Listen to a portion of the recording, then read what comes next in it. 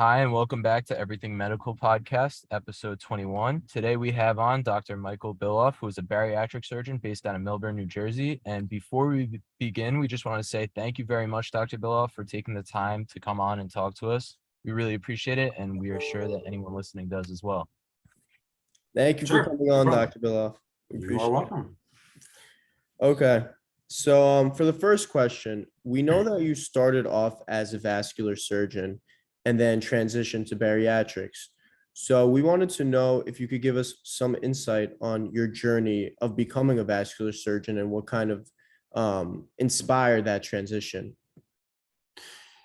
Yeah, sure. So, I trained as a vascular surgeon. So I graduated medical school actually in 1990. And then general surgery is a pretty long training process. And then I did a fellowship after that, which is even more training and a specialty called vascular surgery. So I actually started in practice in 1999. I was in vascular surgery. So that's surgery. If you don't know what that is, it's not familiar with that. It's basically surgery on the blood vessels. Basically all the blood vessels, essentially all the blood vessels aren't in the heart or in the brain. So anything that's not in the brain or not in the heart is in the purview of a vascular surgeon. And it's technically interesting and was fairly fulfilling from a sort of technical perspective. But the problem with vascular surgery is you never really, for the most part, there's nothing that's too curative. You're not really curing people. You're just sort of, we'll say, slowing the rate of decline or maybe ameliorating symptoms.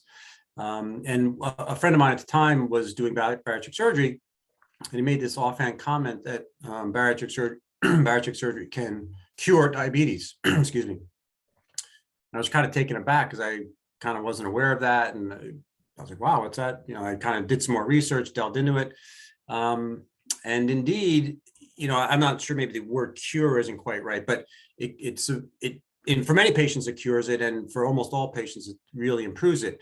And one of the things in vascular surgery is the vast majority of patients have diabetes. And diabetes over many years causes all these vascular problems and circulation problems that then culminate in patients ending up seeing a vascular surgeon. And I was like, wow, if I can do something that will prevent that whole process and interrupt the process before it even gets started, that's something I'd be interested in doing. And essentially that was sort of the origin and genesis of my interest in bariatric surgery. And so I had to stop my vascular practice and basically retrain in a whole different specialty because the skill set really doesn't translate. It's a totally different skill set. So the way I usually describe it to people is it's, imagine being an electrician and then becoming a plumber. Like they're just not the same skill set. Even though they both might seem that way, they're really not. And so essentially that's what I had to do. And that's what I did. And, here we are 19 years later. Yeah. So during that retraining period for bariatric surgery, so what was that like for you as already being an experienced surgeon who was going back and changing it? Were you in the OR with them similar to how like a medical student or a resident would, or were you more hands-on the whole time? Yeah, it's definitely more hands-on because I was already a fully trained and kind of credentialed attending surgeon at the hospital. So the process was a little bit different. And having had experience in my own practice I'd been in practice for 4 years at that point. The learning curve, if you will, was a little bit shorter, but still there was definitely one. I'd say it probably took 3 to 6 months of sort of intensive one-on-one training with this former colleague of mine, and then after that I was sort of on my own. Mm-hmm. So moving on more to talking about your current practice, so I had the luxury of being able to shadow you and I got to see what types of patients you're working with. But for the average person who may not be very familiar with bariatric surgery, can you give a brief description about what types of patients you work with and what the actual procedures are? Sure. So bariatric surgery is weight loss surgery. And so the criteria are actually pretty straightforward in terms of who's a candidate. So, you're not going to do surgery to lose 5 pounds, obviously. And, but if you need to lose 200 pounds, you probably need surgery, right? So where's the cutoff? There's a cutoff in there somewhere. It's based on what's called BMI, which stands for body mass index, which is a ratio of height to weight. And you can go to Google and just literally type in BMI, and it'll take you a number of websites that will calculate it for you. But it's essentially a ratio of height to weight. And when the BMI is over 40, you're a candidate for surgery. Roughly speaking, that's about 100 pounds above what's ideal for your height. The way I typically tell a patient is, imagine I tell you someone weighs 220 pounds, and I say, well, is that patient overweight or not? Well, are they 5'2" or 6'5", right? If you're 6'5", you're not overweight. And if you're 5'2", you're overweight. That's BMI. So BMI of 40 roughly means you're about 100 pounds above what's ideal for that height, that height. And that makes you a candidate. If your BMI is less than 35, then you're not a candidate for weight loss surgery. And then between 35 and 40 is a bit of a gray zone where it sort of depends on the patient's individual situation and specific medical problems. Okay. And going into, your personal experiences with surgery, what would you say your favorite part about being and working as a bariatric surgeon is, and your least favorite part of the job? Well, least favorite's easy. That's dealing with the insurance companies. So that's that. And I suspect you will get that answer from pretty much anyone who's in practice at the moment. In terms of the favorite, which is the business side of the problem of the equation, and I often say medicine is a great profession. It's not such a great business, unfortunately. But that's a separate discussion. We'll focus on the profession at the moment. So my favorite part is just my relationship with my patients. It's actually interesting. So I mentioned before, I've been doing bariatric surgery for 19 years. So I started in 2003, but I actually formed my own practice, like my practice, in 2007. And it was in July. So actually this is our 15th anniversary in my practice, my particular practice. And looking back over that, I mean, there's no question that the relationship I have with patients is really my favorite part. And I will say bariatric surgery in some sense is like happy medicine. We're really, as I said before, we really can change the trajectory of someone's life. The diabetes will get better. Their sleep apnea will get better. A whole bunch of medical problems really either go away completely or really dramatically improve after the surgery. And that doesn't even begin to touch sort of the quality of life issues, like, not having to get a seatbelt extender when you get on the plane, and getting on the floor and playing with your grandkids, and being able to go to, Disney and not need a cart because you can walk, and not being short of breath. And like these little things that, you might not think about if you're not overweight, but really affect the quality of people's lives. So that's really my favorite part, is like that impact that it has is really pretty dramatic. And did you have a similar experience when you were in vascular surgery, or did you see that improvement in patient-doctor interaction and these relationships as you've transitioned? Yeah, with vascular, it's a much different practice. And first of all, patients tend to be much older, which makes sense. People tend to develop circulation problems when they're in their 60s and 70s and 80s. And you help, of course, but I would say you don't really change their life necessarily for the most part. I mean, you can, obviously any physician can have a profound impact on any individual patient's life, but I would say in general, the direct impact you had wasn't quite as dramatic in vascular surgery as it is with what I do. It's definitely not happy medicine. Often the day you're going to see a vascular surgeon is probably not a great day in your life, because you've got a pretty serious problem that may require major surgery. And, it's obviously most people would prefer to avoid that.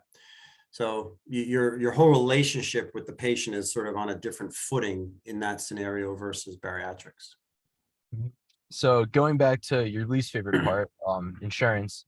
So is there ever times where insurance won't cover the surgery for somebody who qualifies as a candidate? And is there anything that you think could be done in the field, or alternative options for people that have that barrier of cost that's preventing them from getting the procedure for whatever reason? The insurance denials, everyone's sort of a one-off. Some we do get overturned and some we don't. It just depends on the specifics of the patient's situation and their plan, and there's no one answer to that question.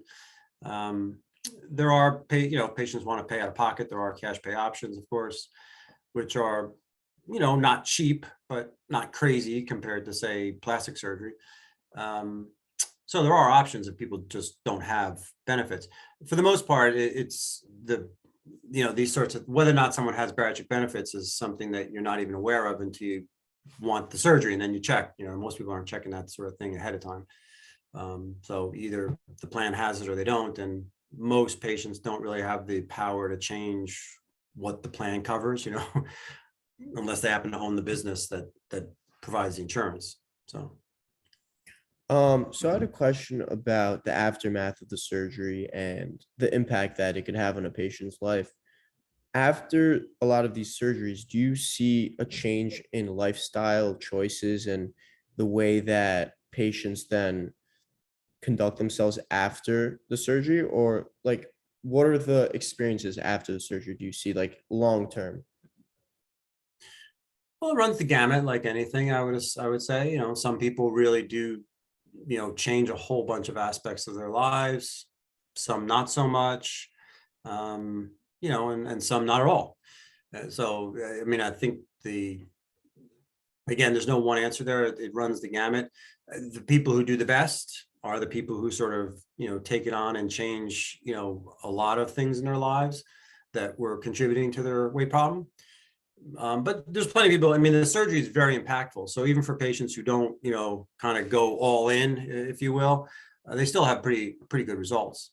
One question I get, and this may have been sort of in the subtext of your question, but one question I get is, how successful is the surgery, right? So, if I have this surgery, what's my, how am I going to do? And, obviously every patient's different, and there's no, you can't say for sure, but the number. So let's say we have that hypothetical patient who weighs 100, is 100 pounds above what's ideal for their height, right? And they have the surgery. That patient will lose on average probably 70 pounds. So they're not going to lose the whole 100 just from the surgery alone. No, that's not typically what we see. There are patients who do, of course, but not the average patient. The average patient will probably lose between 65 and 75, 60 and 80, something like that. Let's just say 70 pounds. And the vast majority will keep that weight off. Not 100%, of course, and nothing's 100%. Nothing in life is 100%. Certainly nothing in medicine is 100%. The number of patients who regain all of the weight would be low, but probably 5 to 10% of patients will just have a full, lose, start here, down to here, and then 5 years later back to there. I'd say that's probably about 10% of patients. And then another 10 or 15%, 20% will have some weight regain, but not all of it. And then the other, 50 to 60, 65%, lose the weight and more or less stay at that weight or very close to it. So there's no question. It's like if you're someone who weighs, if you're 100 pounds or more above your ideal weight for your height, the most successful treatment we have is bariatric surgery. But it's not 100%. No one will claim that it is. And, there are other options that can work for people. They don't work as well, but, do work for some people. And I always tell patients that they should explore all those options before they come to see me, make sure that, this is really what they want to do. So switching gears now to more of the before and during surgery instead of after. So a lot of these patients aren't in good health to begin with. Does this lead to more complications than other types of surgery just because of the patient population being mostly overweight to obese and already having comorbidities? Yeah, surprisingly, not really. So the surgery has evolved. So I started again back in 2003.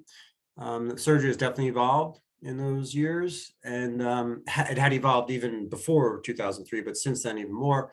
Most people doing it are highly specialized. So like my practice is, I only do bariatric surgery, and most bariatric surgeons, it's something, if it's not all of their practice, it's the vast majority.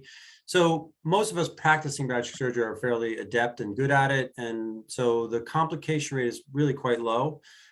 It is as you mentioned, a population that does have a lot of medical problems, but the surgery has been pretty refined and streamlined at this point that vast majority of patients will come through with very few or minor complications. You know. Yeah, Um, that's very interesting. Yeah. Yeah. So I wanted to ask a question about medical school and your experience, because you kind of went through medical school at a different time than, me and Sam are hopefully going to go through. So I wanted to ask you about your experience and how you think medical school in general and residency has changed since you've gone. Well, I don't know how it's changed. I mean, I hear it has changed just from speaking to the current residents who, were like the residents I deal with in my practice and at the hospitals. Obviously, were medical students, only a few years ago. So clearly there's been a lot of changes. I'm hearing about it secondhand, so I'm not sure I totally know all of the changes. But clearly it has changed a lot. So, back when I graduated in 1990, so I was in medical school between 86 and 90. And for me, the first year was just all basic science. The second year was a continuation of that, but then the start of the clinical stuff. And then the third year was all clinical. And then the fourth year was a lot of electives. That was kind of the how medical school was back then. My understanding is they kind of mix in the clinical a lot earlier in the training, which probably is good. Because for me, it was hard to when you're learning the basic sciences, to see how is this going to apply to when I'm actually a doctor. And so it was just a lot of memorization of, sort of facts and things that weren't obviously applicable to me. It was a little different in my case because I was an engineering major undergraduate. And in engineering school, there's nothing to memorize. Like literally all our books, all our tests are open book. You literally had to memorize nothing. If you wanted to bring in your book, it was fine. So yeah, I went from that to like pure memorization, and that was a tough transition for me. So to the extent there's less of that, I would say it's better. Although if you're good at memorizing things, maybe it's not better. I don't know. Mhm. So I don't know if that really answers your question, but it clearly has changed significantly over the last 30 years. But my understanding is that the main change is clinical, the clinical aspect is introduced earlier in the training in the education, which I think is probably a good thing. Mhm. So fast forwarding into the future of your career and where you are now, what was it like, or how easy, or not easy, but is it similar to some other specialties where opening your own practice is getting to be more and more difficult because of the big medical groups who are buying out several practices, or is bariatric surgery kind of immune to that? Yeah, that's a good question. It's definitely not immune, for sure. There are people, colleagues of mine who have sold their practices to either medical groups or hospitals. So that's definitely happening. It's a little bit less in our field. So I would say that one of the advantages of this specialty is there is an ability to maintain some autonomy. I don't know how long that's going to last for. That may or may not be applicable by the time you guys get out of medical school or residency, but at the moment it is, which is nice. If you're someone who values that, then that's a good thing. On the other hand, there's plenty of people who don't want to run their own business. They just want to, show up, take care of patients, and get a paycheck, and that's totally fine. If that's kind of how the industry or the field is going at the moment. There's more and more folks who just don't really want to run the practice and deal with the insurance issues. So they're just, getting employed by whatever other groups, hospitals. Sometimes they just work for the insurance company directly. And then, you just work and take care of your patients, go home at night, and you don't have to worry about it. So, I don't know how it's all going to shake out in the end. I suspect there'll always be some people like me who are, fighting a good fight to try to stay, stay independent. But I don't know, there's definitely fewer of us than there were back in 2003, for sure. Mm-hmm. And would you say like the main challenge about owning your own practice now would be really the fights with insurance about being able to get the money for the procedures, or is there other aspects that have made it harder, like the big medical groups coming in? I mean, I don't know, but generally for my particular practice, for sure, it's the insurance issues are the biggest problem. Because I'm a small little, me and my partner is two surgeons against a multi-billion-dollar insurance company. It's not really a fair fight in some sense. So, So for us, for my practice, that's clearly the issue. Yeah. Plus, you're just, you're running a small business. I mean, my practice has, 13 employees. So you have to manage them, and there's a lot to manage there, in addition to the medicine and taking care of patients. So you talk about the problems with insurance. Have they gotten worse over time? Like how has that changed? In some ways it's gotten a little bit better. In some ways it's gotten worse. So when I first got into bariatrics, the main problem was they didn't cover bariatric surgery. They would call it experimental, and there was a lot of that was going on.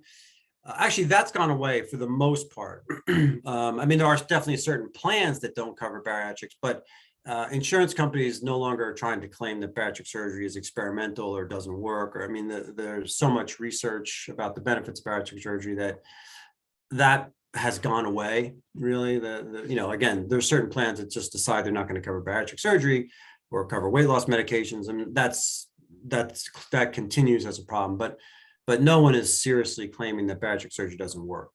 So that's actually gotten better. That's gotten a lot better. Well, I think that's all the questions we had for today, but thank you so much for coming on, Dr. Bilof, and we really appreciate you taking the time. And I think we all learned a lot of valuable knowledge about the field of bariatric surgery. All right, Thank you guys. so much. Good luck. Thank you. Appreciate Thank you. Take care. it. Take care.